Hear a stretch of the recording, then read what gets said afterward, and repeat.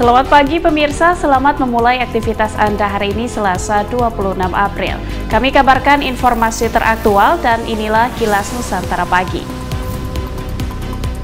Pemirsa, menjelang Lebaran, Menteri Perhubungan Budi Karya Sumadi membuka posko darurat angkutan Lebaran terpadu. Menhub berpesan kepada jajarannya agar memaksimalkan peran posko ini untuk melayani masyarakat. Kabar berikutnya terkait peningkatan status aktivitas Gunung Anak Krakatau dari level 2 menjadi level 3. Karenanya seluruh pihak diminta waspada akan potensi dan dampak erupsi yang mengganggu aktivitas. Salah satunya bagi kegiatan bongkar muat di Pelabuhan Merak. Sementara pembangunan pos lintas batas negara PLBN Long Nawang di Malinau, Kalimantan Utara terhambat pandemi COVID-19. Target yang harusnya rampung mundur dari tahun ini ke tahun 2023 mendatang. Kabar selengkapnya hadir dalam tayangan berikut. Menandakan bahwa begitu pentingnya kita mengelola. Menteri Perhubungan Budi Karya Sumadi secara resmi membuka posko darurat angkutan Lebaran terpadu tahun 2022 secara virtual Senin 25 April 2022. Menhub meminta kepada seluruh jajarannya agar memaksimalkan peran posko angkutan Lebaran terpadu sebagai tempat untuk melayani masyarakat dalam masa mudik Lebaran. Menhub Budi menyampaikan, Kementerian Perhubungan terus berkoordinasi dan bekerja sama dengan seluruh pemangku kepentingan terkait, seperti Satgas COVID-19, Kementerian Kesehatan, Kementerian BUMN, TNI Polri, Kementerian PUPR, hingga pemerintah daerah untuk melayani masyarakat. Bapak Presiden secara intensif melakukan 5-6 ratas untuk persiapan mudik ini, menandakan bahwa begitu pentingnya kita mengelola mudik kali ini, karena 2 tahun masa pandemi kita tidak ada mudik dan sekarang pemerintah memberikan izin untuk mudik, tetapi tugas yang diberikan pada kita semua harus memberikan rasa aman pada masyarakat. Lebih lanjut, Budi Karya Sumadi mengungkapkan, berdasarkan data yang disampaikan Balitbang Hub, akan ada sebanyak 85,5 juta masyarakat yang akan melakukan perjalanan mudik.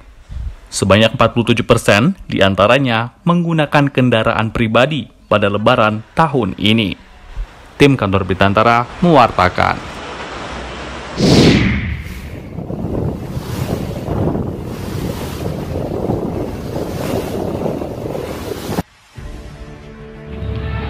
Pusat Vulkanologi dan Mitigasi Bencana Geologi telah meningkatkan status Gunung Anak Krakatau dari status waspada level 2 naik menjadi siaga level 3 sejak Minggu 24 April 2022. Terkait hal ini, Kepala Stasiun Meteorologi Maritim Serang Muhammad Nur Huda Senin 25 April 2022 meminta agar seluruh pihak terkait mewaspadai dampak erupsi Gunung Anak Krakatau di masa musim kemarau.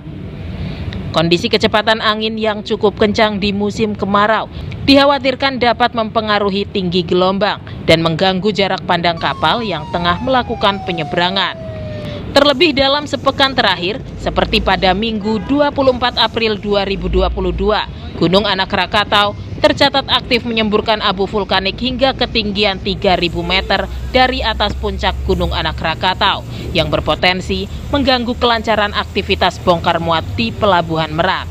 Aktivitas anak Gunung Krakatau ini pada peningkatan ini tentu menjadikan satu warning untuk kita semua, ya. Apalagi kondisi, walaupun ini kondisi cuaca yang saat ini memang cenderung panas karena memasuki musim kemarau. Ini juga nanti anginnya juga akan cukup tinggi, nanti juga efeknya akan berimbas pada aktivitas bongkar muat tentunya kalau gelombang di pelabuhan tinggi. Sementara itu, Kabid Humas Polda Banten Komisaris Besar Polisi Sinto Silitonga juga meminta seluruh pihak termasuk masyarakat agar waspada dan melakukan kesiapan mitigasi bencana, mengantisipasi terjadinya hal-hal yang tidak diinginkan. Gunung Anak Krakatau per tanggal 24 April dinyatakan naik level dari waspada ke siaga, dari level 2 ke level 3. Ini juga menjadi informasi serta-merta yang harus kami publish, kami sampaikan kepada masyarakat untuk bisa juga waspada bencana. Pihak kepolisian juga mengimbau agar masyarakat nelayan tidak melakukan aktivitas membahayakan dan mendekati lokasi dalam radius 5 km dari kawah aktif. Dari kota Cilegon, Banten, Susmiatun Hayati, Kantor Berita Antara mewartakan.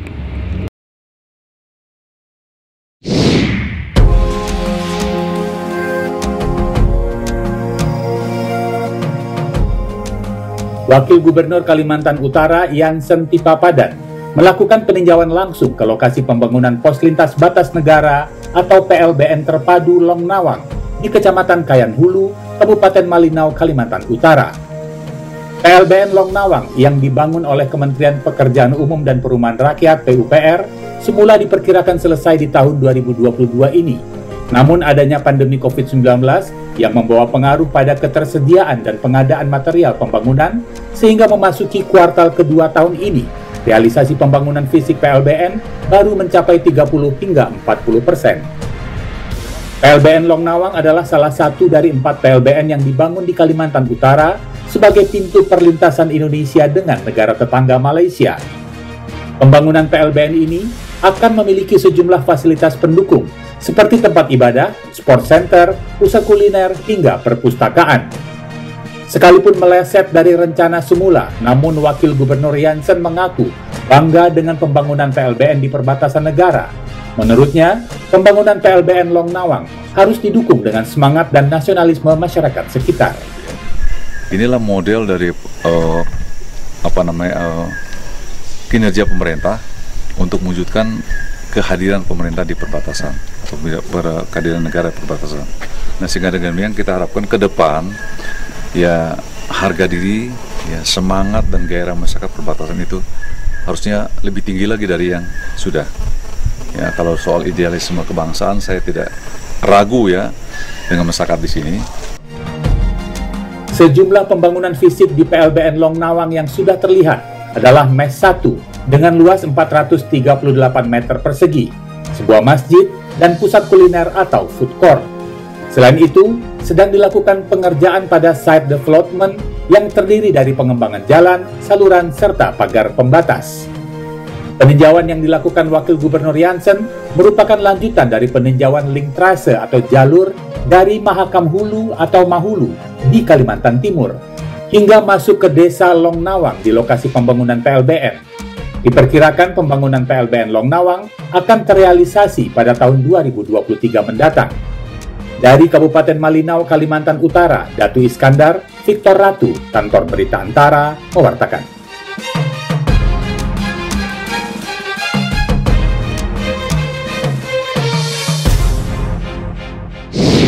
Itulah 3 berita yang kami sajikan untuk Anda memulai hari ini, pemirsa. Kabar-kabar lainnya dapat terus Anda akses melalui kanal antaranews.com, YouTube Antara TV Indonesia, dan Antara TV di saluran UCTV. Kilas Nusantara kembali siang nanti pukul 13.00 waktu Indonesia bagian Barat. Terima kasih dan sampai jumpa.